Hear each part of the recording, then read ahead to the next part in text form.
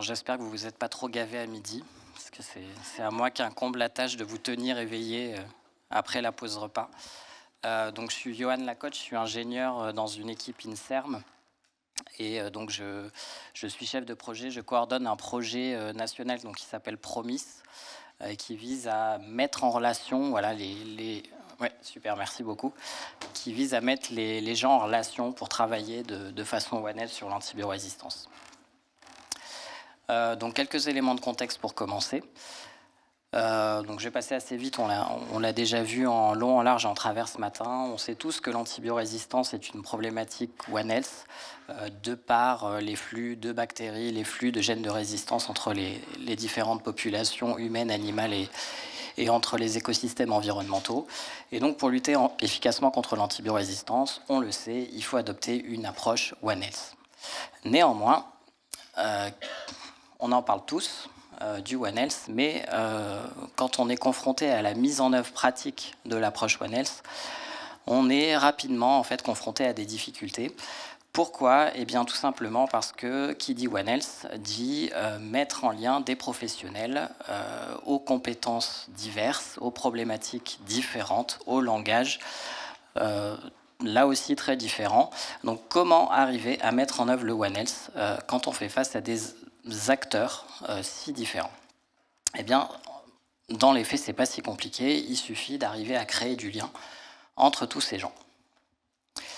Et donc, il y avait en France un besoin, effectivement, de rassembler les réseaux professionnels, les chercheurs qui travaillent sur l'antibiorésistance, pour faire en sorte qu'ils arrêtent de travailler en silo, chacun dans leur secteur, santé animale, santé humaine, santé de l'environnement, et les faire travailler tous ensemble pour créer une communauté One Health de l'antibiorésistance en France. Et donc c'est l'ambition de Promis.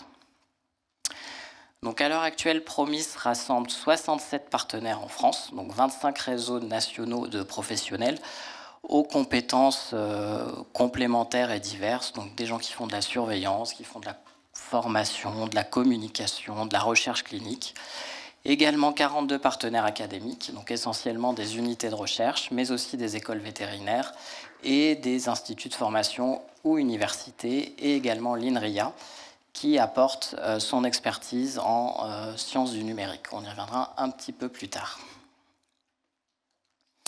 Et donc l'ambition de Promis, c'est de rassembler tous ces gens aux profils très différents qui travaillent dans les trois secteurs, santé humaine, santé animale, santé de l'environnement, professionnels de recherche clinique, et de faire en sorte qu'au travers du prisme Promis, ils collaborent, partagent leurs données, leurs connaissances, leurs expertises pour répondre à des besoins de recherche, informer les politiques de santé publique, former les praticiens au One Health et faire en sorte que la France puisse rayonner à l'échelle internationale sur la thématique de l'antibiorésistance et du One Health.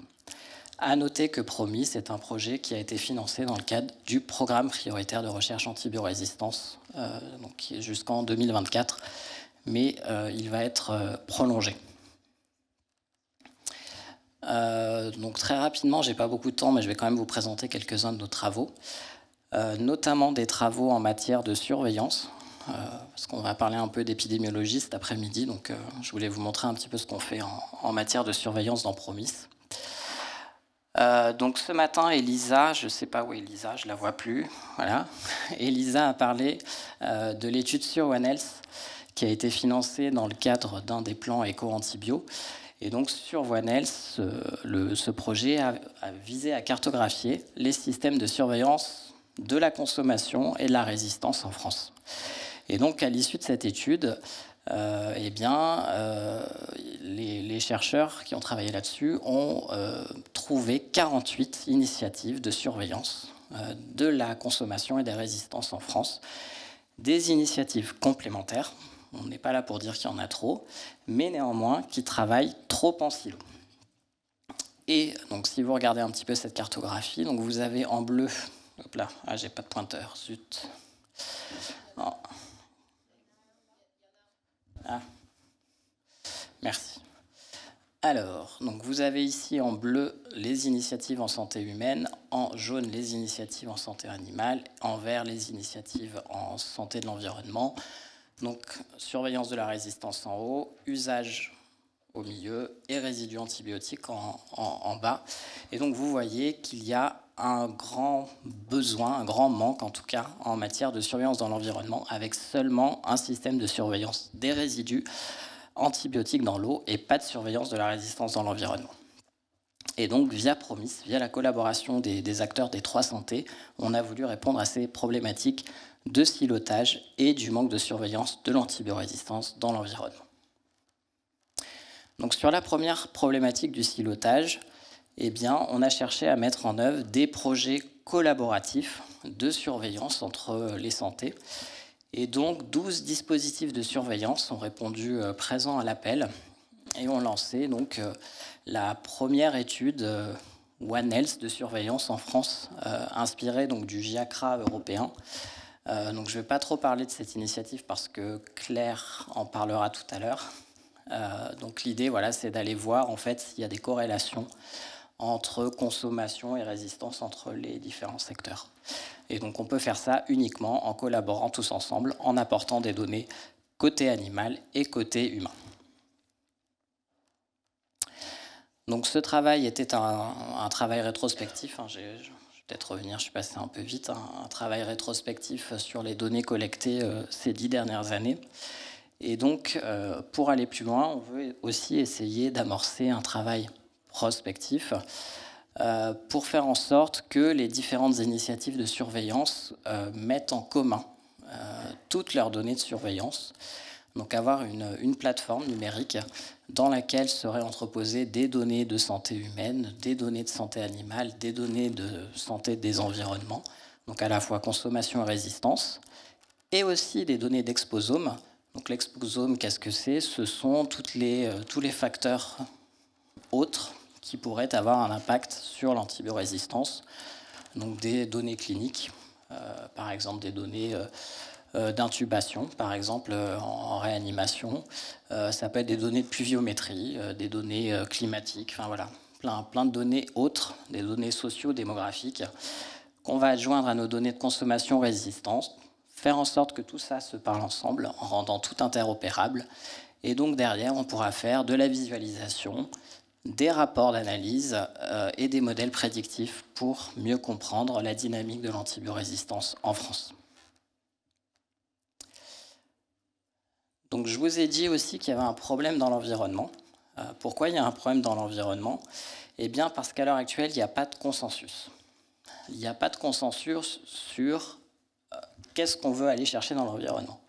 L'environnement, il y a plein de bactéries, il y a plein de gènes de résistance, donc il faut arriver à trouver des indicateurs communs qui mettent tout le monde d'accord pour quantifier la résistance dans l'environnement. Et donc c'est ce qui fait défaut à l'heure actuelle en France, à l'Europe et dans le monde entier.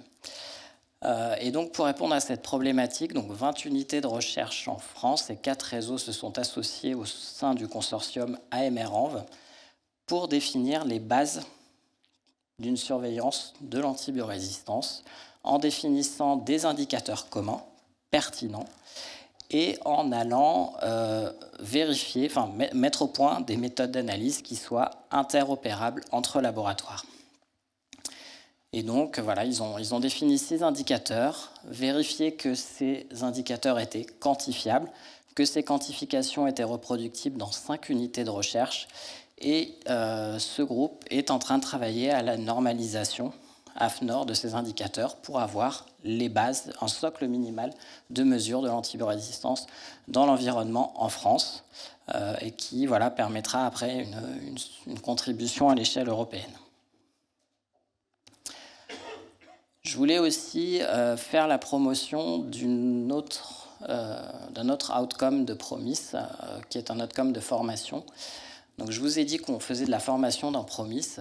On a notamment créé un DU, Antibiorésistance et approche globale One Health, qui s'adresse aux professionnels des 3 santé et qui vise à ouvrir les horizons, si je peux dire, de chaque professionnel de santé, en leur faisant découvrir un petit peu ce qui se passe dans les 2 autres santé.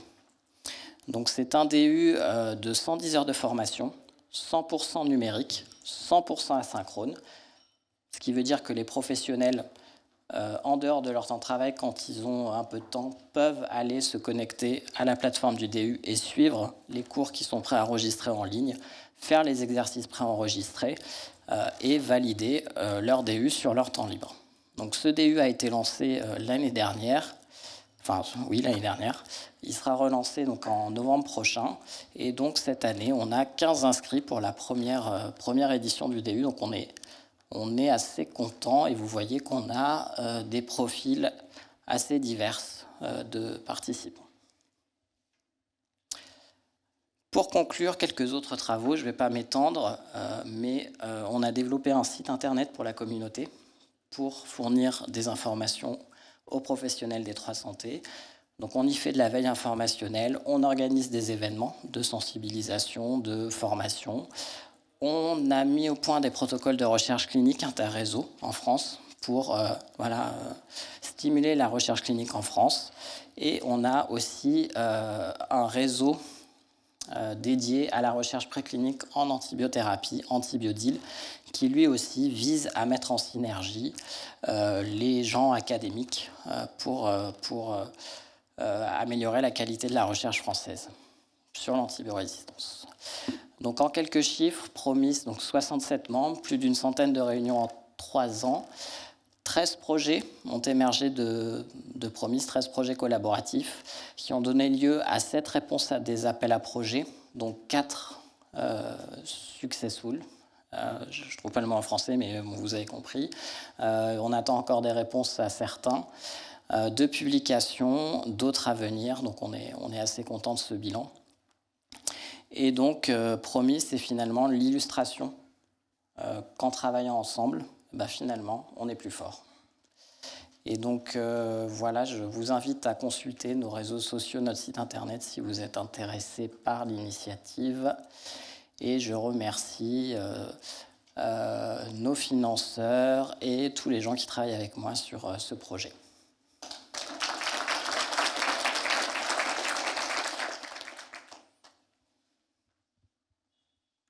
Merci beaucoup. Alors, tu confirmes qu'on on a le temps pour 2 questions. On change de modèle par rapport à ce matin. On essaye un 3e modèle. Donc, on a le temps pour 2 questions brûlantes, en fait. Et s'il nous reste du temps à la fin des sessions... Bon, s'il n'y a pas de questions, on va... Toi, oui. Combien était le financement et le financement? On a eu un financement d'1,4 million pour financer ce projet. Donc il y avait à peu près 500 000 € sur la création de l'infrastructure numérique, donc entrepôt de données, site internet, 300 000 € pour la partie communication, formation, et le reste vraiment pour structurer et aider les réseaux participants à l'initiative dans leurs activités du quotidien.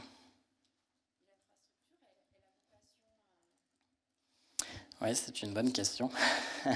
Donc là, effectivement, la question de la pérennité du projet, effectivement, est intéressante. Donc, comme annoncé, c'était un projet initialement financé pour 3 ans. Donc là, on sait que via le PPR, il y aura une prolongation. Et donc, on a travaillé tout au long du projet à la pérennité du projet en répondant à des appels à projets, justement, pour pouvoir derrière financer des sous-projets du projet. Donc, comme ça, on espère faire prolonger la durée de vie de notre entrepôt de données, notamment. Oui.